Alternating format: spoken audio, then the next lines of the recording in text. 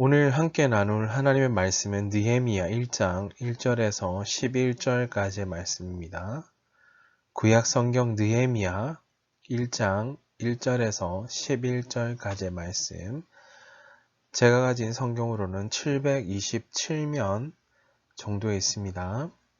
느헤미야 1장 1절에서 11절까지의 말씀. 다 찾으신 줄 알고 제가 하나님의 말씀 봉독하겠습니다.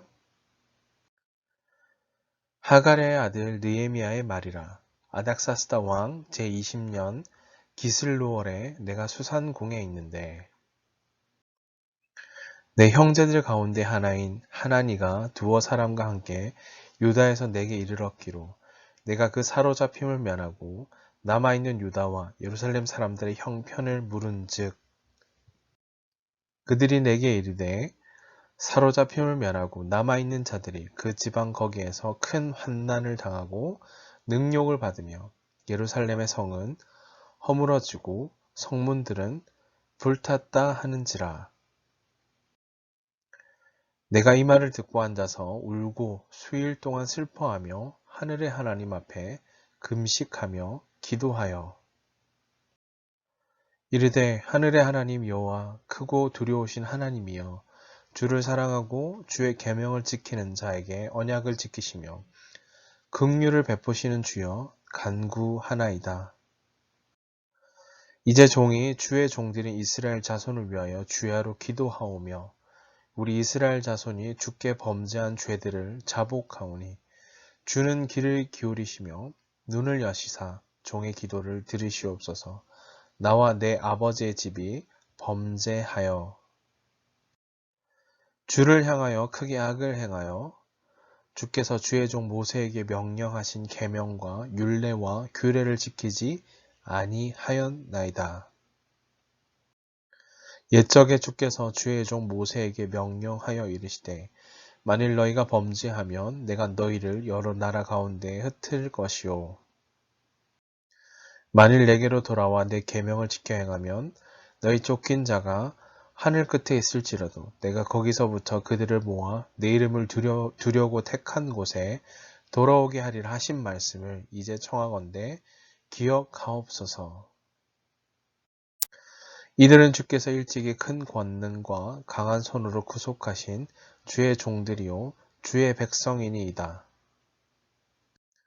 주여 구하오니 귀를 기울이사 종의 기도와 주의 이름을 경외하기를 기뻐하는 종들의 기도를 들으시고 오늘 종이 형통하여 이 사람들 앞에서 은혜를 입게 하옵소서 하였나니 그때에 내가 왕의 술관원이 되었느니라. 아멘. 긍휼을 베푸시는 주여라는 제목으로 하나님 말씀 증거하겠습니다. 사랑하는 중고등부 친구 여러분, 코로나로 인해서 일상의 닫혀짐 뿐만 아니라 또 삶이 단절되어진 것 같아 보이는 상황들을 우린 종종 눈으로 보고요, 또 확인하고 또 그런 현장 가운데 우리 삶이 놓여져 있습니다. 그로 말미암아 때로는 두려움에 휩싸일 때도 있고요. 또 그것이 우리의 삶 앞에 염려로 주어질 때도 있지만 이런 다양한 감정들을 경험하며 살아가고 있지만 그러나 우리는 오늘 하루를 또 살아낼 수 있음이 우리에게 있는 것이 아니라 주님께 있음을 믿음으로 고백하고요. 그렇게 또 그 주님을 굳게 붙들고 흔들리지 아니하는 삶으로 믿음으로 한 걸음 더 내딛도록 우리를 부르셨다라는 사실입니다. 그리고 오늘 그런 우리들에게 그런 연약함 가운데 살아가고 있는 우리의 삶일지 모르겠지만 오늘 나에게 사명을 맡기셨고요. 오늘 그 사명을 따라 살도록 우리를 여기에 세우시고 부르셨습니다. 그리고 그 사명을 따라 우리는 주님의 그 마음에 합한 자 되어 우리는 끊임없이 하나님의 선하시고 온전하시고 기뻐하신 뜻을 따라 살도록 우리를 부르셨다라는 사실입니다. 사명이 주어져 있고요. 살아갈 이유가 있고요. 달려갈 이유. 오늘 여기에 굳게 서서 사명을 감당해야 될 이유가 오늘 주님께 있다라는 사실입니다. 그래서 우리의 삶이 비록 상황과 환경이 녹록지 않고요. 또 그런 말미암아 두려움들이 우리의 삶을 잡을 수도 있겠지만, 그러나 그것을 뛰어넘어 역사하시는 그 주님께 삶의 시선을 고정하는 우리 중고등부 친구들 다 되시기를 주님의 이름으로 축복합니다. 또한 하나님은 그러한 세상 가운데 우리 코로나로 인해서 참 삶이 얼마나 곤고하고 깨어지기 쉬운지, 또 그러한 삶 앞에 아픔과 눈물 앞에 직면해 있는 상황들, 그런 사람들을 참 많이 보게 됩니다. 특별히 하나님은 그런 세상의 아픔에 대하여 아파하시고 회복하시기를 원하십니다. 지난주 우리 주일 설교를 통해서 그렇게 우리는 고백했었죠. 참된 회복의 근원, 참된 소망은 우리가 아니라 하나님께만 있다라는 사실을 고백했었죠. 하나님은 그 하나님께서 연약하고 깨어지기 쉬운 우리의 삶 너무나 잘 아십니다. 우리의 삶을 외면하거나 모르신다 말씀하지 않으시죠. 그런 우리의 삶을 부르셔서 회복의 사명을 감당하도록 우리를 여기에 부르셨습니다. 하나님의 마음으로 그 하나님의 심정, 하나님과 심정이 그 하나님의 심정을 읽어내고요. 그 마음이 통한 자들의 삶을 통하여 이 세상의 아픔을 공감하는 삶으로 우리를 부르셨는데요. 그러한 자들의 어려운 현실 속에서도 하나님께 여전히 소망을 두고요. 회복이 주님께로부터 옴을 알고요. 또 하나님께 나가 간구하고 기도함을 통해 세상을 섬기며 살도록 우리에게 그런 사명을 맡기셨다라는 사실입니다. 그리고 우리는 아파하고 깨어진 자들을 향하여, 세상을 향하여 하나님의 마음으로 상처 많은 이 세상을 위해 사랑하고 섬기는 자들로 우리를 부르셨습니다. 최근 우리는 여러 매체들을 통해서 자주 여러분 들으셨겠지만, 세상은 늘 어떤 가치에 열광하고요, 나에게만 집중하며 살라라고 말합니다. 그러나 우리가 매주 나눈 것처럼 우리는 그저 나에게만 집중하며 사는 인생들이 아닙니다. 자, 특별히 최근에 뉴스 매체를 언급한 것은, 우리 유튜브나 여러 기사들을 보시면 여러분 BTS 잘 아시죠? 방탄소년단 한 번쯤 다 들어보셨을 것 같고, 한 번쯤 그들의 음악을 들어보셨을 것 같아요. 국내에서 인기를 뛰어넘어 미국 내에서, 아니 전 세계에서 폭발적인 인기를 얻고 있는 방탄소년단 BTS 인기를 우리가 종종 뉴스를 통해, 유튜브를 통해, 또 그 영상들을 보고 보이는 외국인들의 반응 또한 한 번쯤 보셨을 것 같은데요. 최근에 뭐 빌보드 1위를 석권하고요.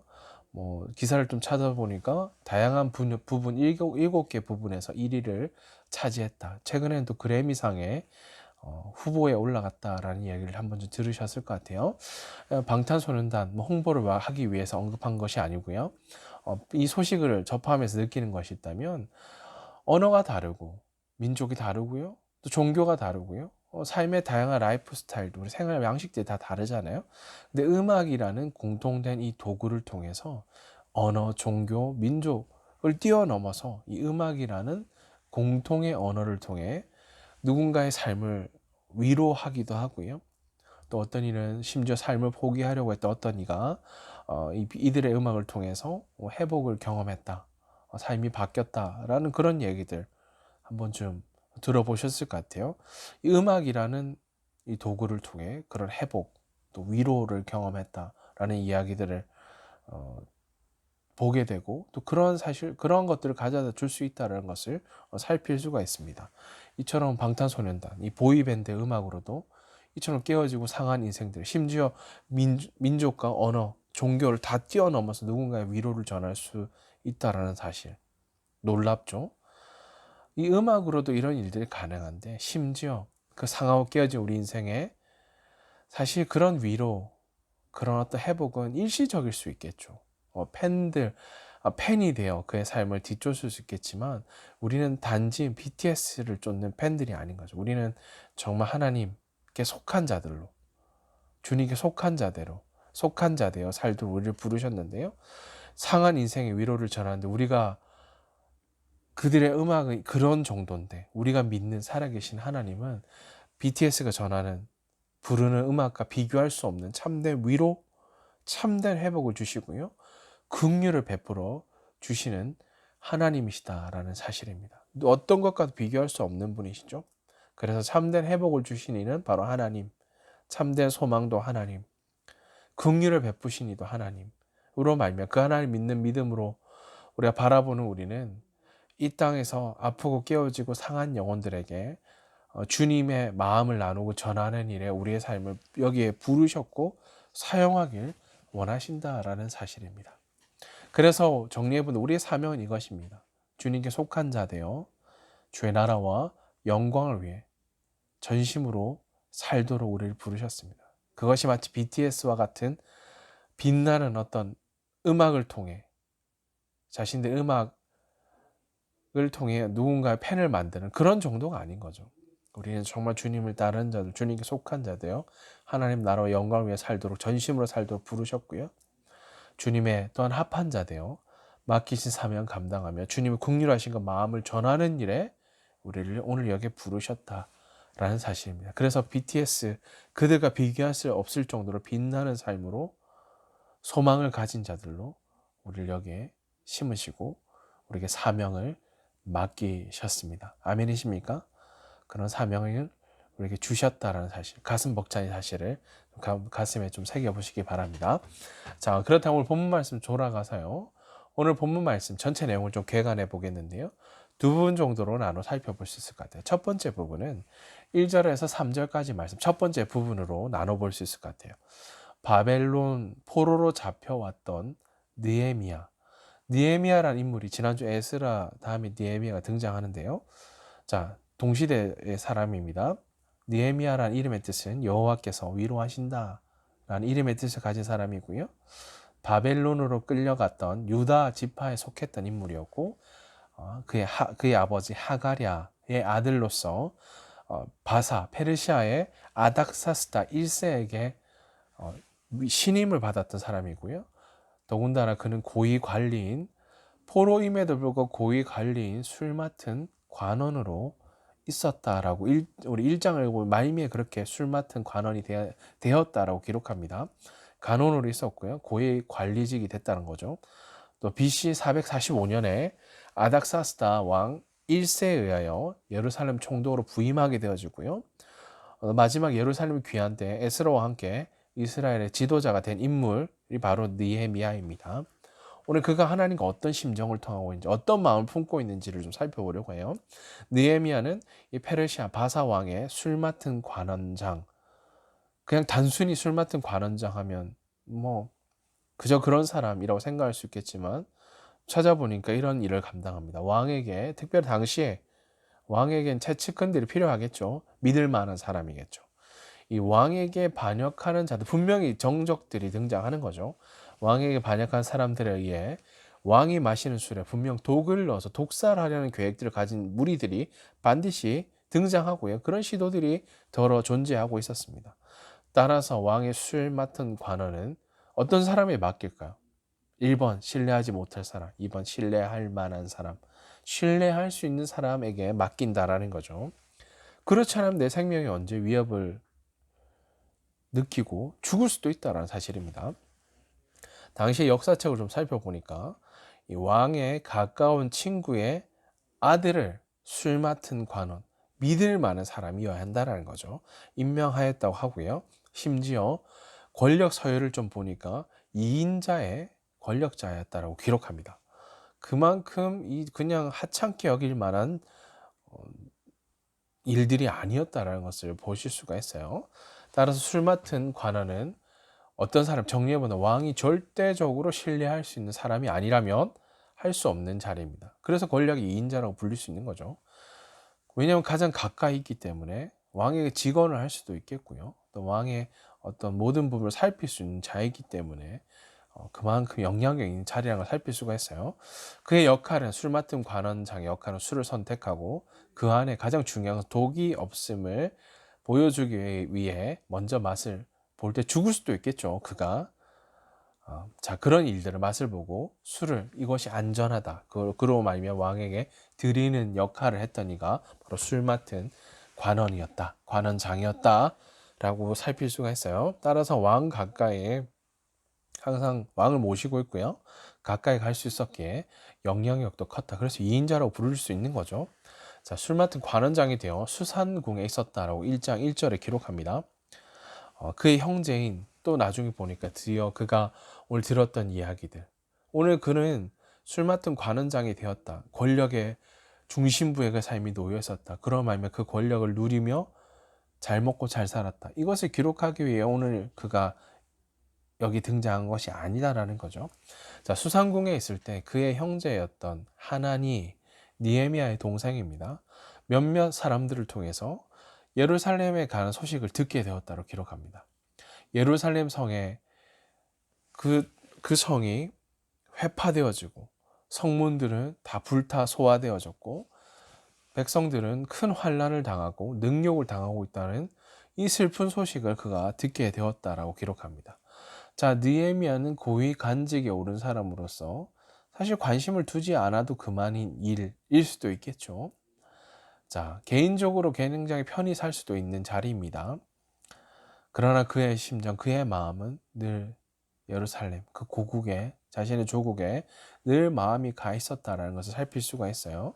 자, 그래서 예루살렘에 오는 사람들이 종종 자신의 조국, 고국의 형편을 묻곤 하였던 것입니다. 그런 슬픈 소식을 그가 접했다라고 기록합니다.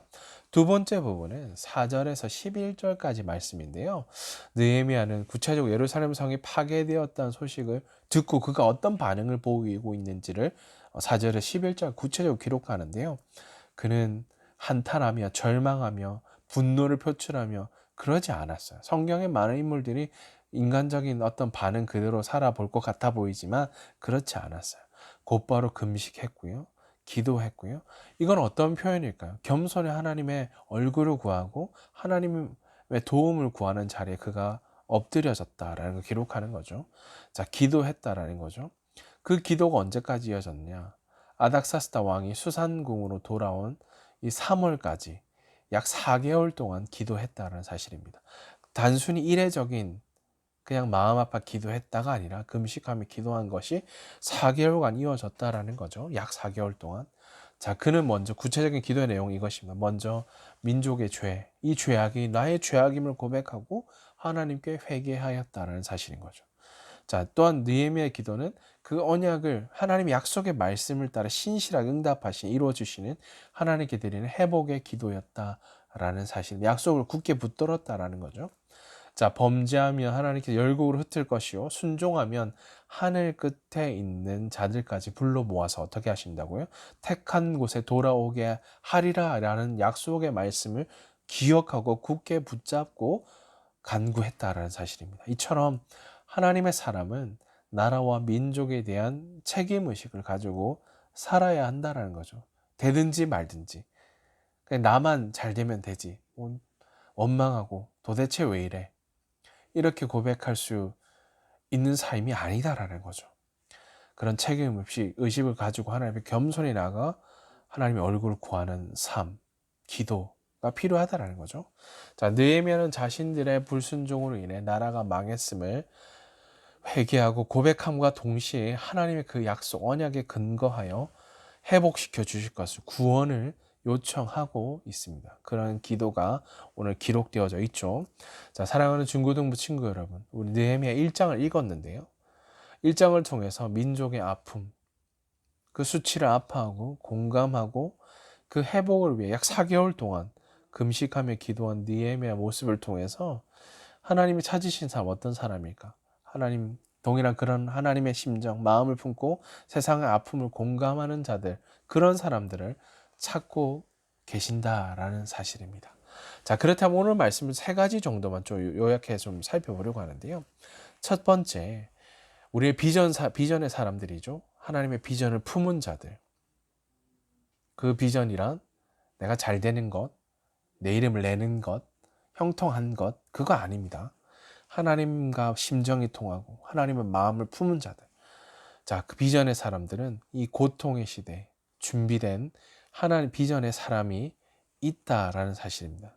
자, 오늘 성경의 말씀의 배경은 이스라엘 백성들이 나라를 잃고요. 포로로 잡혀 있던 시기입니다. 굉장히 고통스럽고 수치스럽고 절망이 가장 가까이에 보이는 그런 삶을 살고 있었던 때죠. 이때 이스라엘 통치하던 페르시아 왕 아닥사스다 왕이었다는 걸 살폈어요. BC 465년에서 423년까지 약 43년간 통치했던 인물입니다. 지난주 에스라 때 우리 살폈죠. 고레스 왕이 등장했죠. 그는 어떤 일들을 했죠? 예루살렘 귀환할 수 있도록 조소와 명령을 내렸고요. 성전의 기구들, 보관하였던 기구들을 돌려줌을 통해 성전을 재건하는 일에 도움을 줬던 고레스 왕 살폈어요. 자, 오늘 아닥사스다 이 모든 과정들을 보시면 역사의 전면에 하나님께서 역사 전면 뒤 모든 삶의 부분에 하나님의 다스림과 통치가 임하고 있다는 것을 볼 수 있어요. 고통과 절망이 엄습한 시대, 소망이 없다라고 말하는 시대, 하나님이 어디 있느냐라고 말하는 시대에 하나님이 여전히 역사하고 계시고 역사를 주관하고 계시고 섭리하고 계시는 하나님이시다라는 것을 이 역사의 이 인물들을 통해서 구체적으로 보여주십니다. 자, 이때 느헤미야는 왕의 술을 맡아 관리하던 술 맡은 관원장이었던 걸 살폈어요. 술 맡은 관원장 어떤 사람이요? 이 권력의 2인자라고 지칭할 만큼 힘 있는 고위 관리직이었다는 걸 나눴어요. 자, 그의 심정, 그의 시선은 어디 가 있었다고요? 이것을 통해 떵떵거리며 자랑하며 사는 인생 아니었죠. 그의 눈은 그의 시선은 망해가는 조국에 가 있었다. 느헤미야는 나라 민족에 대한 책임의식을 가진 인물이었다 나눴어요. 그는 이 하나님께서 가장 고통이 엄습했던 시대에 준비시키신 비전의 사람이었다라는 것을 기억하시고요. 준비된 그 한 사람을 통해 하나님의 마음을 품은 한 사람을 통해 하나님 여전히 역사하심을 보여주십니다. 두 번째인데요. 비전의 사람은 이런 사람입니다. 공동체의 아픔을 공감하고 기도한다라는 사실입니다. 역사적으로 살펴보면 에스라가 BC 458년에 이 아닥사스다 왕 제7년에 약 2,000명과 함께 먼저 귀환을 해요. 예루살렘을 돌아가게 됩니다. 그 후에 느헤미야는 에스라가 귀환한 지 약 13년 뒤에 BC 446년에 하나니를 통해 소식을 듣게 되는데 어떤 소식이었죠? 기쁨의 소식이었나요?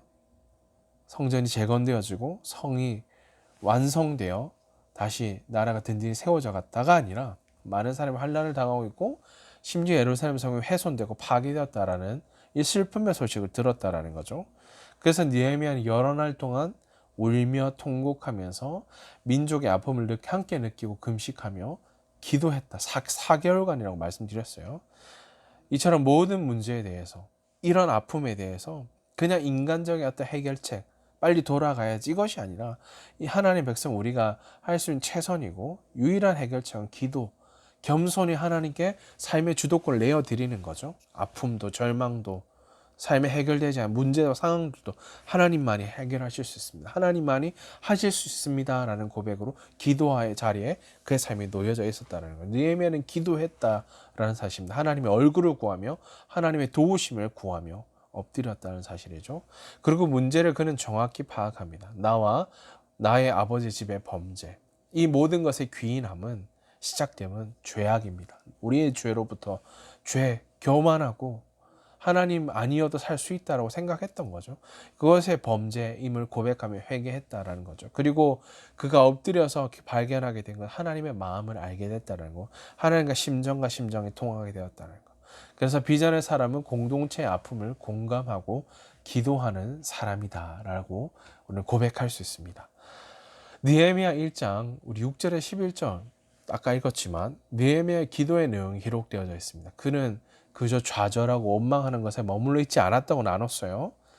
대부분의 사람 원망하고 절망하고 그럴 줄 알았어. 그렇게 해보더니 그럴 줄 알았다. 정지하고 손가락질하는 사람들의 모습을 종종 볼 수 있죠. 그곳에 머물러 있지 않았어요. 그는 예루살렘 성이 해파되어졌고 큰 고통과 위험 가운데 있음을 듣고 한 걸음 더 내딛었어요. 슬피 울고 금식하며 4개월 동안 기도했어요. 더 나아가 구체적으로 기도했죠. 이스라엘 공동체의 죄와 문제를 자신의 것으로 공감하고 하나님께 회개했고요. 돌이켰고요. 더 나아가 하나님의 신실하신 자 회복시켜 주시겠다고 약속하신 약속의 말씀을 붙잡고 기도했다라는 사실입니다. 우리 부흥이라는 찬양 중에 이런 찬양이 있죠. 이 땅의 항모함을 보소서 하늘의 하나님, 하늘 국리를 베푸시는 주여. 우리도 이런 기도를 드릴 수 있겠죠. 이 땅에 항모가 끼어진 이 땅을 주님 보십시오. 하늘에 하나님 긍휼을 베푸시는 주님, 우리의 죄악을 용서하시고 이 땅을 고쳐주십시오. 깨어지고 상한 이 나라 민족 우리를 부르시고 세우신 삶의 현장, 이제 우리 모두 정말 돌이켜 하나 되어 이 땅이 무너진 기초를 하나님의 약속의 말씀을 굳게 붙들고 다시 쌓게 하시고 하나님보다 더 높아진 것들을 깨뜨려 주시고 새롭게 하여 주시옵소서. 주님의 나라와 영광을 보게 하여 주시옵소서. 이 또한 우리 또한 느헤미야처럼 기도할 수 있다라는 사실, 약속을 굳게 붙들고요. 자, 마지막 세 번째인데요. 비전의 사람은 문제를 그냥 회피하고 그냥 그렇게 해야 되겠다라고 마음속으로만 결단하는 사람들이 아닌 거죠. 책임지고 행동으로 옮기는 사람들입니다. 우리는 어려움이 닥쳤을 때 대부분의 사람들은 책임을 떠안기 싫어서 책임을 누군가에 떠넘기기 참 쉽다라는 사실입니다. 그러나 느헤미야는 이스라엘 백성을 대표해서 책임지고 회개하고 그 죄악이 나의 죄악임을 고백하며 회개했죠. 또한 그는 혼자 기도한 것이 아니라 다른 하나님의 사람들과 비전을 나누며 함께 기도했다는 사실입니다. 그 결과 그는 출세, 그의 앞길에는 이제는 탄탄대로 아닌가, 술 맡은 관원장 모두가 되고 싶어하는 이인자의 자리, 그 수산궁이 출세의 자리가 아니라 사명과 비전의 자리임을 그는 깨닫게 됩니다. 그리고 이제 함께 예루살렘 성벽을 재건하기 위해 구체적으로 움직이며 삶을 들였다는 거죠. 자, 그렇다면 비전의 사람은 문제를 책임지고 행동으로 실천하는 사람이다라고 정리할 수 있습니다. 자, 모든 어려운 시대마다 성경에 보면 위기가 없었던 적이 단 한 번도 없어요. 종종 위기가 찾아오고요. 심지어 나라가 망하고요. 긴 포로 생활을 하게 되어지고 절망이 엄습하고 나라를 침범해오고 절망이 엄습해오는 순간 너무 많아요. 그러나 그런 시대마다 하나님은 한 사람을 준비하셨어요.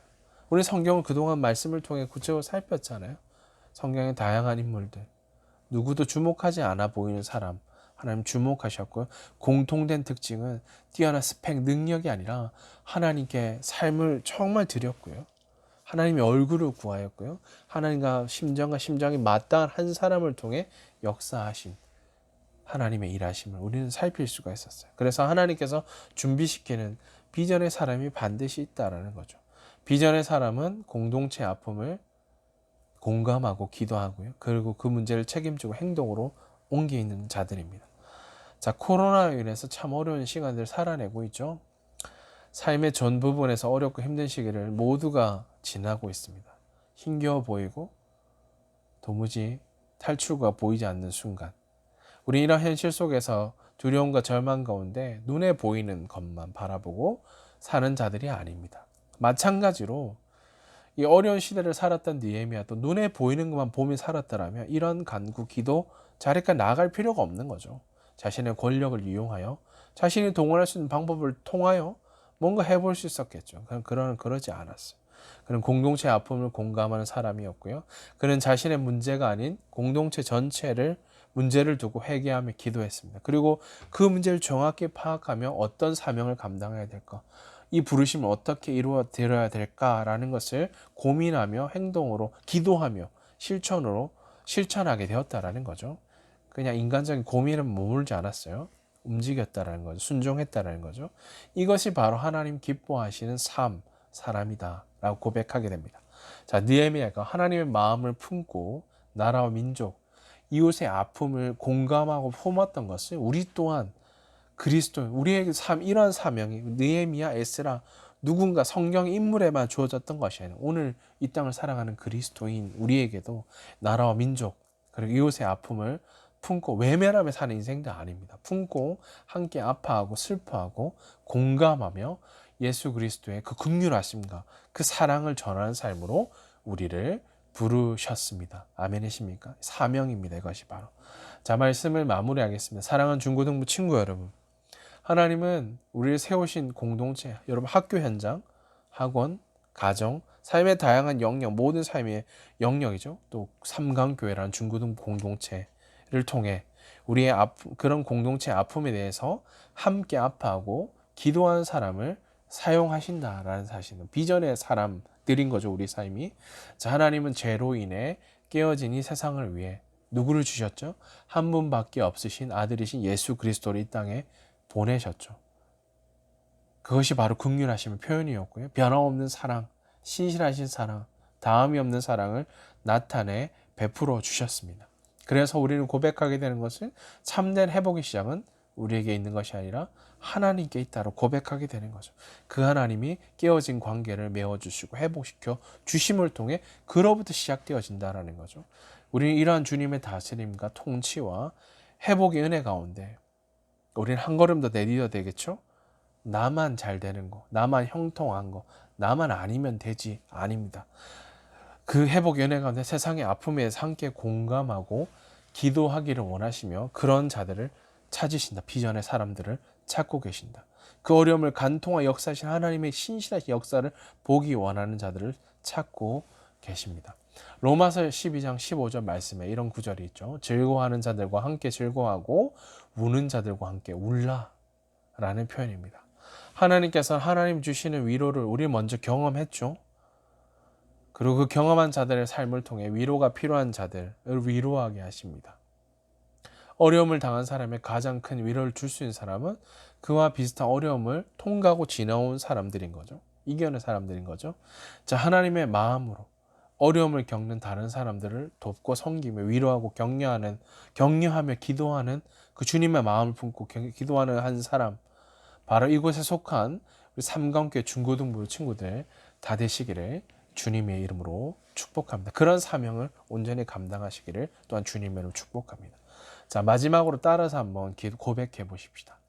비전의 사람은 세상의 아픔을 함께 아파하고 기도하는 사람이다. 뭐라고요? 비전의 사람은 세상의 아픔을 함께 아파하고 기도하는 사람이다. 아멘이십니까? 아멘입니다. 이러한 사명을 온전히 감당하시는 믿음의 사람들 다 되시기를 주님의 이름으로 축복합니다. 기도하겠습니다.